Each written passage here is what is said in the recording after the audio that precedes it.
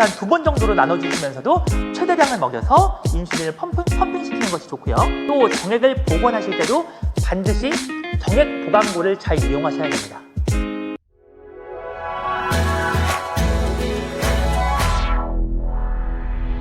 안녕하세요. 팜스코TV 정영철입니다. 지난 시간에는 여름철 번식 성적 향상을 위해 가장 중요한 분만사에서의 포유돈 사료 섭취량 극대화를 위한 방향을 말씀드렸고요. 여기에 정말로 중요한 환경관리에 대한 포인트들이 몇 가지 있습니다만 좀 놓치기 쉬운 부분들, 사료적인 측면들 몇 가지 말씀드렸습니다. 그럼 이제 이유한 다음 이야기를 넘어가 보도록 하겠습니다. 이유한 다음에도 보통 한 5일 만에 발정이 오도록 하는 것이 우리 보통 일반적인 목표이지요. 그리고 그렇게 많이 이유한 다음에 5일 만에 발정이 오기도 하고요. 이 이유한 5일 동안 사료를 어떻게 먹어야 될까요? 이때도 번식과 발정과 관련된 호르몬 사이클이 돌아가기 위해서는 사료 섭취량, 영양 섭취량이 많아야 되고, 이 영양 섭취량이 많아서 인슐린 분비가 많이 일어나야 에스트로겐이라든가 FSH, LH와 같은 발정, 번식과 관련된 호르몬 사이클이 잘 돌아가기 때문에 강정 사양이 매우 중요하죠. 사료를 잘 먹여야 됩니다. 근데 여기에 방해되는 요소들이 몇 가지가 있기 때문에 먼저 이것부터 말씀을 드려볼까 합니다. 첫 번째는 이유 당일 절식을 하는 경우입니다. 의외로 아직도 이렇게 이유 당일에 절식을 하는 경우들이 많으세요. 그런데 일부러 권유를 해야 되는 소와 같은 경우와 다르게 돼지는 포유자돈이 젖을 빠는 이 포유 자극이 없으면 바로 옥시토신과 프롤락틴 같은 비유와 관련된 호르몬 사이클이 중지되고 바로 번식과 관련된 호르몬 사이클로 넘어가게 됩니다.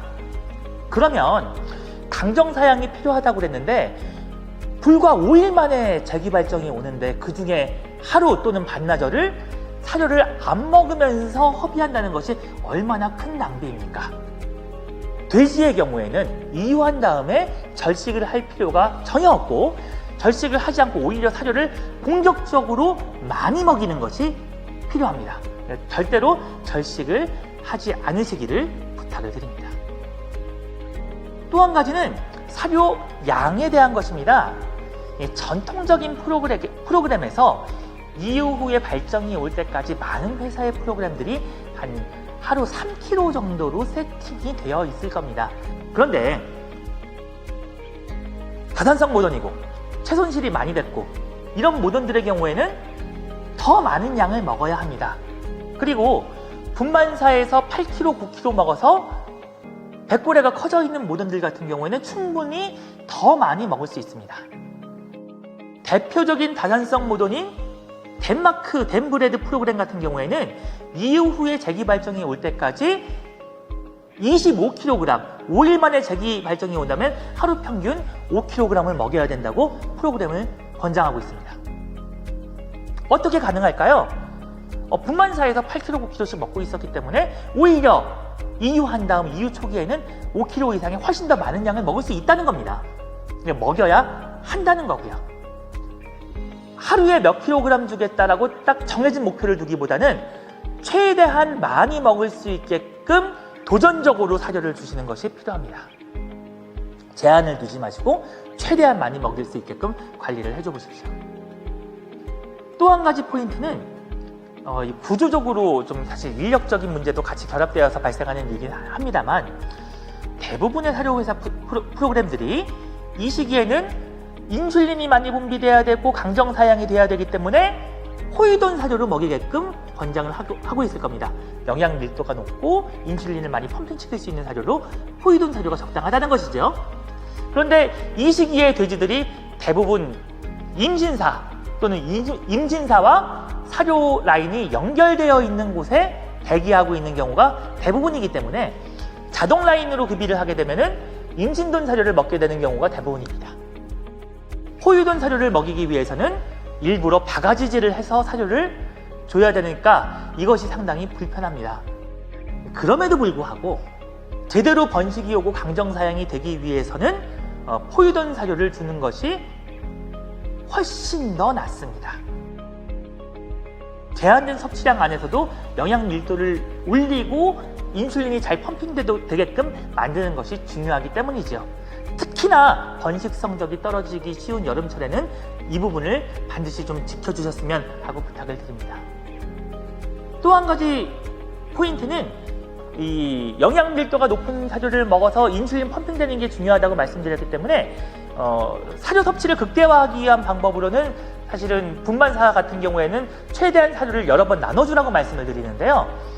이후 후 강정사량 같은 경우에는 한꺼번에 많이 먹는 것이 좋습니다. 그래서 하루에 한 2번 정도로 나눠주시면서도 최대량을 먹여서 인슐린을 펌핑시키는 것이 좋고요.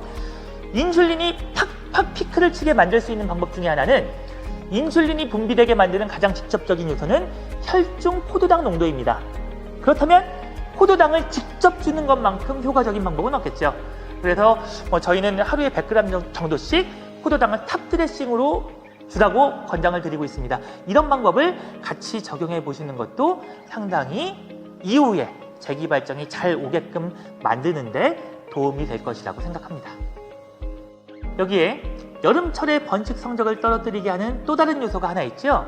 바로 정액의 품질입니다. 웅돈의 경우 고온 스트레스에 매우 민감하고 30도 이상의 고온에 노출될 때 바로 정액의 품질이 떨어지게 됩니다.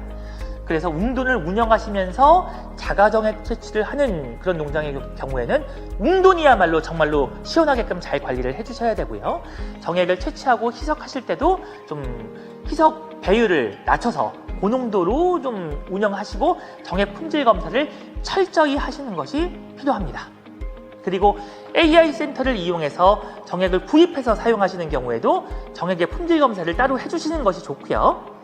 또 정액을 보관하실 때도 반드시 정액 보관고를 잘 이용하셔야 됩니다.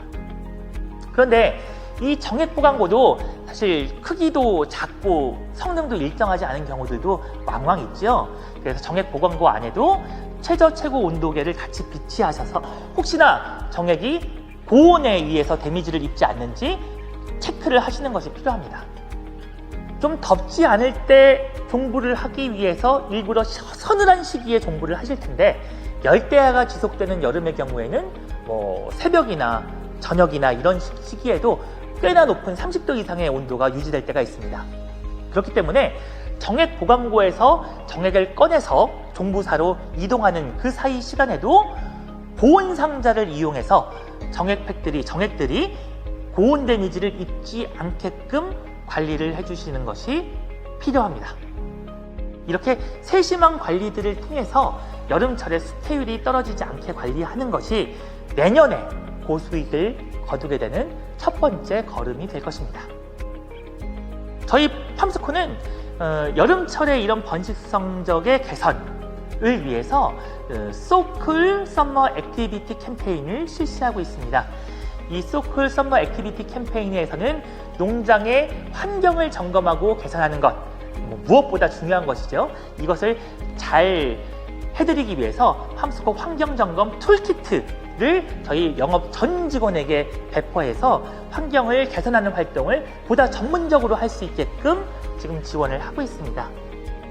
여기에 더불어 방금 전에 말씀드렸던 정액 보관고에서 정액을 종부를 할 때까지 이동하는 사이에 보온 상자, 많은 농장들이 가지고 계시겠습니다만 혹시나 운영을 하시지 않는 곳이 있으시다면 저희가 도움을 드리고자 작은 선물로 팜스펌 박스라는 이름으로 저희가 선물을 준비해서 농장의 수태율 개선에 조금이라도 좀 도움이 될까 합니다.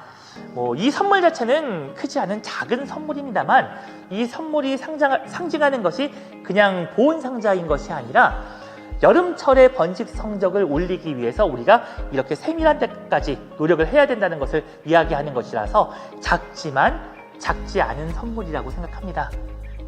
모쪼록 저희 팜스코와 시원한 여름 그리고 번식 성적을 개선하는 여름 맞이하시기 바라겠습니다.